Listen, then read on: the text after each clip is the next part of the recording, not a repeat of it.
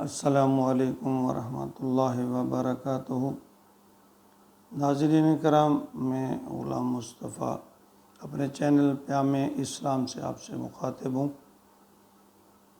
درس قرآن کے سلسلہ میں آج کا ہمارا سبق سورۃ آل عمران آیت نمبر 35 اور 36 پر مشتمل ہے۔ اعوذ باللہ من الشیطان الرجیم، بسم اللہ الرحمن الرحیم۔ اذ قالت امرأة عمران ربی انی نذرت لک ما فی بطنی محررا فتقبل منی انک انت السمیع العلیم۔ فلما وضعتها قالت رب انی وضعتها انثى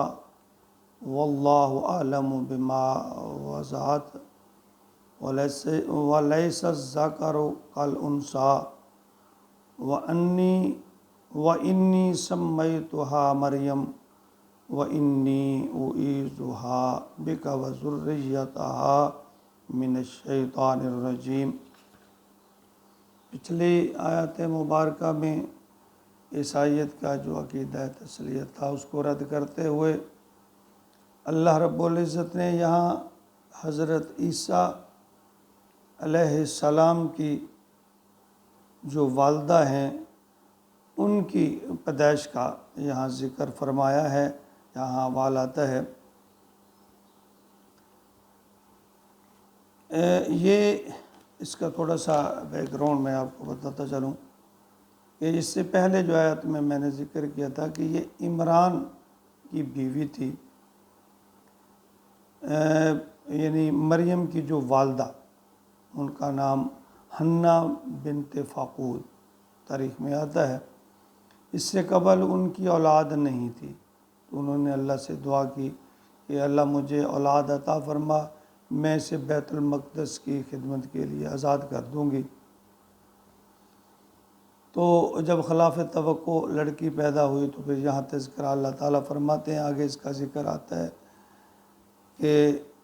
فرمایا اذ قالت امرأة عمران، اور جب کہا عمران کی بیوی نے رب انی نذرت، اے میرے رب میں نے نظر مانی ہے، لک ما فی بطنی، جو میرے پیٹ میں ہے، محررہ، ہر چیز کی طرف سے آزاد کرتے ہوئے۔ یہ عمران کی بیوی تاریخ بتاتی ہے کہ بہت ہی، یعنی حضرت مریم کی والدہ بہت ہی نیک، متقی اور زاہدہ خاتون تھیں۔ تو جب انہوں نے دیکھا کہ اللہ رب العزت نے ان کے ہاں عمل ٹھہر گیا، بچہ پیدا ہونے کی جو توقع ہو گئی، تو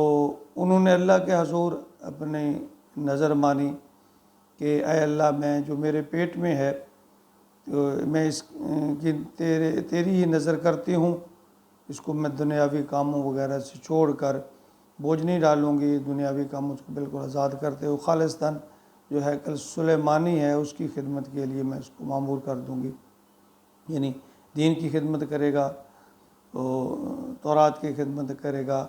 ہم اپنا بھی کچھ بوجھ اس پر نہیں ڈالیں گے، جیسے اس کو یعنی یہ توقع تھی کہ اللہ کے ہاں بیٹا پیدا ہوگا۔ یا محررہ جو ہے نا،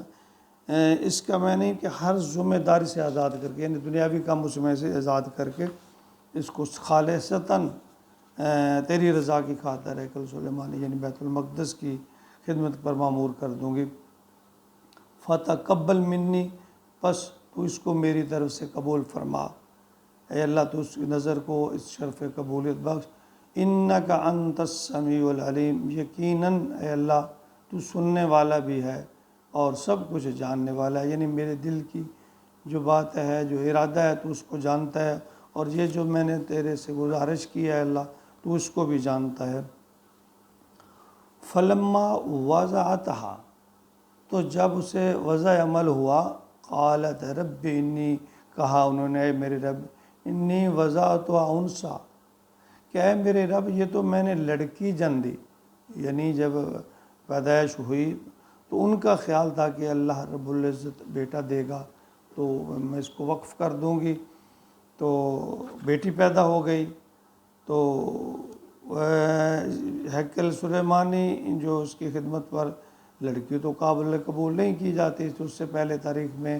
مرد ہی اس کی خدمت کیا کرتے تھے۔ تو واللہ عالم بما وضعت، اللہ تو بہتر جانتا ہے جو میں نے جانا، یعنی مریم علیہ السلام کی جو والدہ تھی اس نے اللہ تعالیٰ سے مکالمہ کیا کہ اللہ تو بہتر جانتا ہے، میری جو خواہش تو تھی کہ بیٹا ہوگا اور میں اسے بیت المقدس کی خدمت پر جو ہے اس کو قربان کر دوں گی، چھوڑ دوں گی خالصتاً، جو ہے بیت المقدس کی وہ خدمت کرے گا، دیکھ بھال کرے گا، دین کی خدمت کرے گا، لیکن اب یہ بیٹی پیدا ہو گئی ہے، اللہ تو جانتا ہے، تجھے پتہ ہے کہ میں نے اب بیٹی جنی ہے، وَلَيْسَ الذَّكَرُ كَالْأُنثىٰ، اور نہیں ہوگا کوئی بیٹا اس بیٹی جیسا، یعنی یہ تو ایک واضح بات ہے کہ بیٹا اور بیٹی، لڑکا اور لڑکی برابر نہیں ہو سکتے۔ تو اس جملے کے دو طرح کے معنی لیے جاتے ہیں۔ اولاً یہ کہ یہ قول مانا جائے کہ حضرت مریم کی جو والدہ ہے اس کا کہنے کے مطابق ترجمہ کہ لڑکا لڑکی کی مان تو نہیں ہوتا، اگر لڑکا ہوتا تو میں اس کی خدمت کے لیے وقف کر دیتی، اب یہ تو لڑکی ہو گئی ہے۔ تو دوسرا جو قول ہے اس کو لیا جائے تو اس قول کے مطابق کہ اللہ کی طرف سے مانا جائے تو مفہوم یہ ہوگا کہ کوئی بیٹا ایسا ہو ہی نہیں سکتا جیسی بیٹی ہو، تو نے جو جنم دیا۔ اب مریم کی والدہ کا جو کلام شروع ہوتا ہے وَإِنِّي سَمَّيْتُهَا مریم، تو مریم نے کہا کہ میں نے تو اس کا نام مریم مریم کی والدہ ہے، وَإِنِّي سَمَّيْتُهَا، مریم کی جو والدہ ہے اس کو کہنے لگی کہ اللہ وَإِنِّي سَمَّيْتُهَا مریم، کہ میں نے اس کا نام جو ہے مریم رکھا ہے، وَإِنِّي أُعِيذُهَا بِكَ، اور اے میرے اللہ اس کو اور اس کو وَذُرِّيَّتَهَا، اور اس کی اولاد کو من الشیطان الرجیم، میں تیری پناہ میں دیتی ہوں، یعنی اس کو بھی اور اس کی ہونے والی اولاد کو بھی اے اللہ میں تیری سپرد کرتی ہوں، تیری پناہ میں دیتی ہوں، تیری حکمت ہے، تو ہی جانتا ہے۔ کہ میری جو دلی خواہش تو یہ تھی، آگے انہوں نے عرض کیا کہ اللہ تو سننے والا بھی ہے، جاننے والا بھی، سب کچھ تیرے سامنے ہے، اور یہ اللہ پر چھوڑ دیا، اور اب اس تذبذب میں تھی کہ اب کیا ہوگا۔ تو پھر اگلی آیت میں اللہ تعالیٰ نے مزید اس کے بارے میں جو ہم اگلے سبق میں پڑھیں گے، اللہ تعالیٰ ہمیں قرآن کو سمجھنے اور پھر اس پر ایمان لانے اور اس پر عمل کرنے کی توفیق عطا فرمائے، آمین یا رب العالمین۔